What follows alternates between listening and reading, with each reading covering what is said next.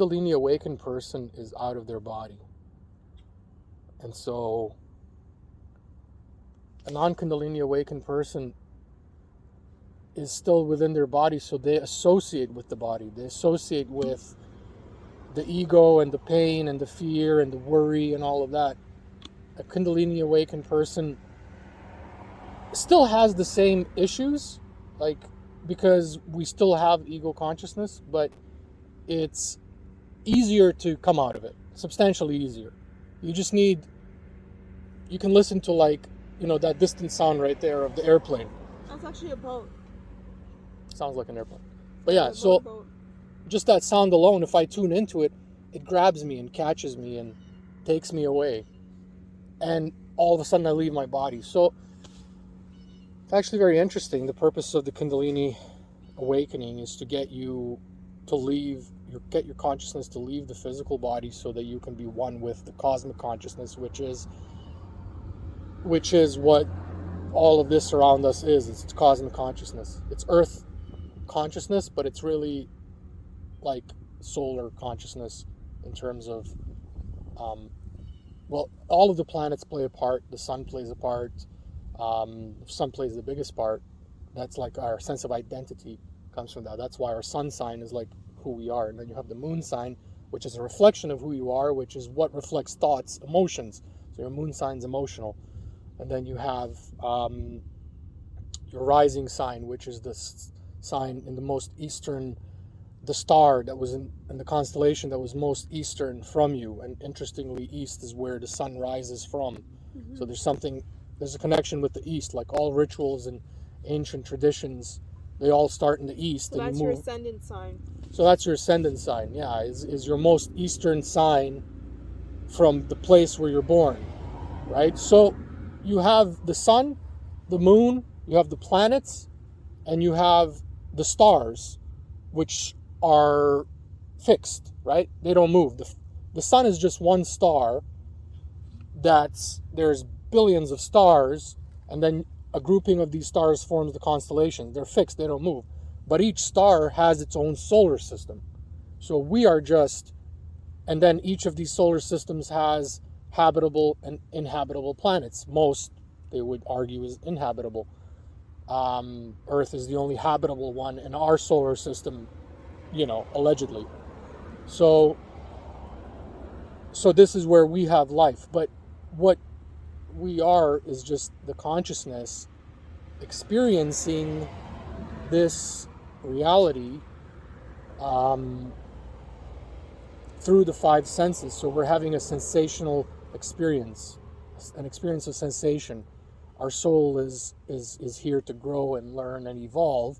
And I believe that the purpose of being on this planet in this incarnation is to have the Kundalini awakening so that when you die, you're reborn in another solar system where you have another incarnation, a life there, and then the purpose, whatever the purpose would be over there, but it's probably still some form of evolution. I think the purpose is constant evolution. It's almost like the universe, God, we're each God, right? But we're each God in a state of experience. The only way God can know itself is through experience. Otherwise, it's got no way of relating, right? To be omnipotent and omnipresent and just everything, the totality of everything, you have to divide yourself. And that's how we kind of have mathematics. Mathematics is the study of division of number. But essentially, all numbers come from the one number. That's why every number you can divide by 1 and you get that same number. It's pretty interesting, right? This is all just kind of channeling to me right now. Never thought of it that way. But the purpose is just to have as easygoing of an experience in this reality as you can. But the way that this society is structured is so that we would think that this reality is something it's not. We think that it's about money and about powers and about control, and humans are so confused about why they're here and what the purpose is. Very few are awakened to their ultimate purpose. Even the people that think that they're awakened, if you ask them, here's $1 million or here's a spiritual journey towards enlightenment, they would choose the $1 million. That's how confused they are. They don't realize that this is what I'm saying. The Kundalini and knowledge of the Kundalini is so far away from the general public, because first you have to want to become spiritually enlightened. And then you find out that there's means and methods. And then the following step is to realize there's an accelerated shortcut. Kundalini is a shortcut towards enlightenment. That's the best way I can put it, you know. And but it's happened to so few people that it becomes jumbled up about what it really is. So people think it's a type of yoga. It's not. And it's not. I mean, there is Kundalini yoga, but it is a way like to access it, but there's more to it. Well, it's a form of it's an evolutionary energy. When you activate the Kundalini, you evolve spiritually, and to evolve spiritually means you evolve chakrically, like energetically. We are all energy, and we're all comprised of these 7 chakras, which can be broken down into the 5 elements. When you awaken the Kundalini, you awaken your consciousness to these 5 elements, and all of a sudden you come out of the microcosm, which is your own aura, your own egg, your own reality, your own energy. You step out of it so you can see the big picture. And the big picture is this cosmic consciousness, which we're all a part of. Mm-hmm. We're literally feeding from it every moment like a tree does. And so everything we have around us is a reflection of who we are and what we're doing. So the trees are feeding off the earth. They're breathing through the air. Yeah. Even us too, we have to breathe. If we don't breathe for even a few minutes, we die, right? We can abstain from food for like a month, from water for about a week. Our brains pretty much operate on oxygen. Our brains operate so oxygen, but if you look at every form of life, it needs oxygen. And then from a esoteric sense, oxygen is spirit. So essentially by breathing, you're actually bringing in the spirit. So every moment you're becoming inspired. If you allow yourself to just not go into the ego, every moment you take a breath, you should actually feel a sense of inspiration, because you're taking in the spirit and you're rejuvenating yourself. And that's kind of like the purpose of yoga as well. When you're breathing, you're doing those exercises. There you go. Breathing is the most important. You're breathing in all the air that's actually fueling like your spiritual side of you. And you'll notice like when you practice yoga very often, like a lot of people get very inspired. You know, there's a lot of benefits to yoga. Just breathing techniques alone. In general. And people also, a lot of people, they breathe through the chest.